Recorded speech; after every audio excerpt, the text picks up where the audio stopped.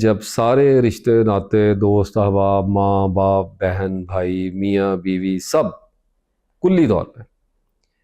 ان سب کے ساتھ اوپر تلے بگڑتی چلی جاتی ہے،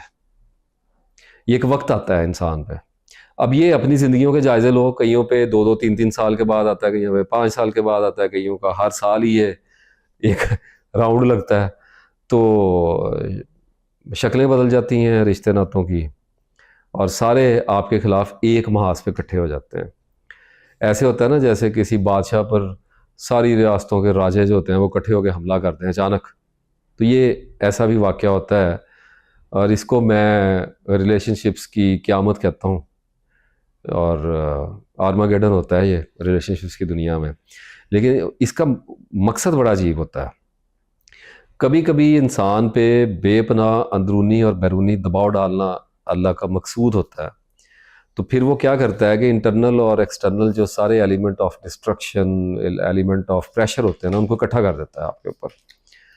نفسیات میں کوئی تبدیلی مقصود ہوتی ہے، کوئی آپ سے فیصلہ ایسا کروانا ہوتا ہے جو آپ کر نہیں پا رہے ہوتے، آپ کی سائیکی اٹکی ہوئی ہوتی ہے کسی جگہ پہ، تو اللہ نے آپ کو کچھ سمجھانا ہوتا ہے، کوئی کام آپ کو ایسا آپ سے کروانا ہوتا ہے جو آپ کو تنہا کیے بغیر، آپ کو ذلیل اور رسوا کیے بغیر آپ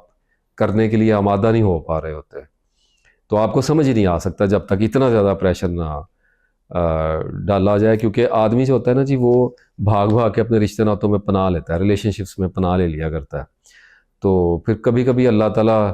جب بھگوڑا جو ہے اس پہ دباؤ ڈالا جائے اور وہ بھاگ کے چلا جائے، بیوی کی گود میں چلا جائے، ماں باپ کے پاؤں میں بیٹھ جائے، جا کے دوستوں کے اندر بیٹھ کے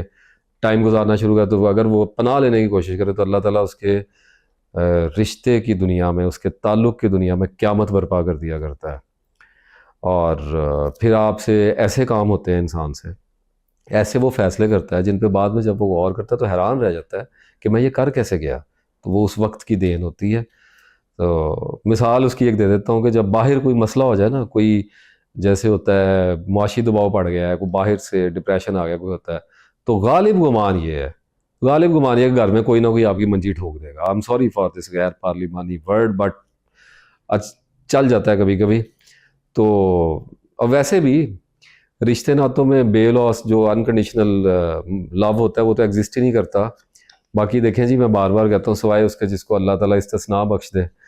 اور وہ کر سکتا ہے تھوڑا بہت، ورنہ رشتے ناتے آپ کو پہلے بھی عرض کیا گیو اینڈ ٹیک کے ہوتے ہیں، اور بڑے سے بڑا رشتہ بھی ہوتا ہے، دن میں کئی بار تانا زن ہو سکتا ہے آپ کے اوپر، کئی بار آپ کو جیبز دے سکتا ہے، اور خاص طور پہ میاں بیوی کے رشتے میں اگر ایک بار نفرت آ جائے نا تو دوبارہ جاتی نہیں ہے، بڑی مشکل سے جاتی ہے، میں تو بلکہ یہ کہوں گا کہ نہیں جاتی۔ آپ اس کو سپریس کر سکتے ہیں، کام ڈاؤن کر سکتے ہیں، مینیج کر سکتے ہیں، ماڈیفائی کر سکتے ہیں، سروائیو کر سکتے ہیں، لیکن اگر ایک بار نفرت آ گئی ہے تو پھر وہ جاتی نہیں ہے۔ یعنی اگر میں اس کا ایویڈنس آپ کو دوں تو عورت کی جھجک جو ہوتی ہے نا، عورت کو اپنے مرد کے سامنے ایک جھجک ہوتی ہے، کیونکہ عورت کی نیچر اللہ نے سبمسو بنائی ہے، تو ایک اس کے اندر ایک وہ ریلکٹنٹ ہوتی ہے، تو ہیزیٹنٹ ہوتی ہے، عزت کرتی ہے اپنے مرد کی۔ اگر وہ ایک دفعہ نکل جائے نا مرد کے سامنے اس کی جھجک، پھر نہیں واپس آتی۔ تو مطلب اس کا کیا ہے کہ عورت اگر بگڑ جائے، مرد میں نے بڑے بڑے بگڑے ہوئے مرد میں نے ٹھیک ہوتے دیکھے، میں نے بگڑی ہوئی عورت نہیں ٹھیک ہوتی دیکھی۔ آئی اپولوجائز اگر خواتین کو میری یہ بات بری لگے، لیکن حدیث رسول صلی اللہ علیہ وسلم اس بات پہ ایویڈنس ہے کہ وہ اس کو ٹھیک کرنے کی کوشش نہ کرنا، ٹوٹ جائے گی۔ اسی سبجیکٹ کے اوپر اس وقت بات کر رہا ہوں۔ انسان کو مارنے کے لیے نا 1-2 رشتے کافی ہوتے ہیں جی۔ اگر مرد کی ہم بات کر لیں تو ماں باپ میں سے کوئی ایک مار دے گا، اور اس کے بعد بیوی مار دے گی، 2 رشتوں میں نبٹ جاتا ہے بندہ، اسی میں عمر بھی اس کی گزر جاتی ہے۔ اسی طرح جو بیوی ہے وہ کسی ماں کے ساتھ ہو سکتا ہے تعلق میں عورت پہلے ہو، وہ خراب ہو جائے، باپ کے ساتھ خراب ہو جائے، بہن کے ساتھ کچھ بھی ہو جائے، ایک تو وہاں سے مار پڑ گئی، اور دوسری اگر خاوند ایسا مل گیا تو یہ بھی مار اس کو پورا کر دے گی، اسی میں نبٹ جائے گا سارا معاملہ۔